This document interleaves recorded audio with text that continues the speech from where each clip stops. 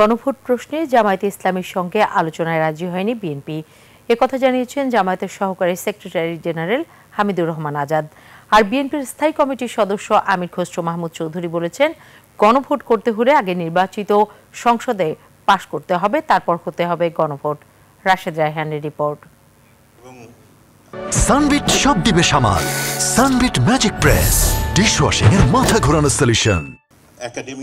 ফেব্রুয়ারি জাতীয় সংসদ নির্বাচন সামনে রেখে জনগণের সরাসরি অংশগ্রহণমূলক ও প্রযুক্তি নির্ভর নির্বাচনী ইশতেহার প্রণয়নে রাজনৈতিক দলের ভূমিকা নিয়ে প্রেস কনসাল্টিং এর সংলাপ অংশ নেন বিভিন্ন রাজনৈতিক দলের নেতারা। প্রধান উপদেষ্টার প্রেস সচিব শফিকুল আলম বলেন, ফেব্রুয়ারিতেই ভোট হবে।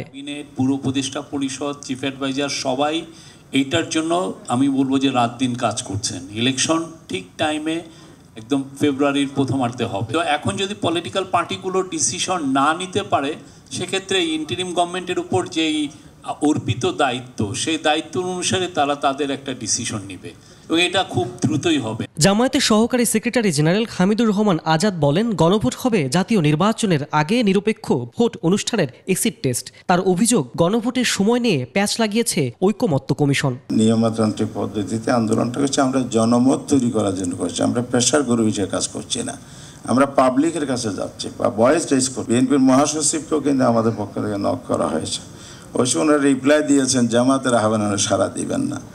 আমি একটু মানে একটা আবদারের সুরে বলতে চাই, বিগত রিজিম কিন্তু এই ধরনের একটা স্বরূপ সবসময় বাজাতো, অমুকের সাথে বসবো, অমুকের সাথে বসবো না।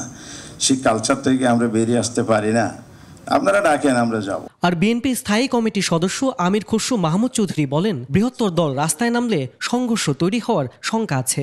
এই সংবিধানে গণভোটের কিছু নাই। আপনাকে যদি গণভোট করতে হয়, আপনি বাংলাদেশের বর্তমান সংবিধান অনুসারে আপনাকে আগামী দিনে যে সমস্ত দল তাদের ইচ্ছার রূপরেখা থাকতে পারে, প্রস্তাব থাকতে পারে, তাদেরকে জনগণের ম্যান্ডেট নিয়ে সংসদে এসে সংসদে পাশ করার পরে সেই বিষয়গুলো গণভোটে যেতে পারে। কোথায় কোথায় আপনি রাস্তায় যাবেন? এখন অন্য দল যদি আবার তার প্রতিবাদে আবার রাস্তায় যায়, তাহলে কি হবে?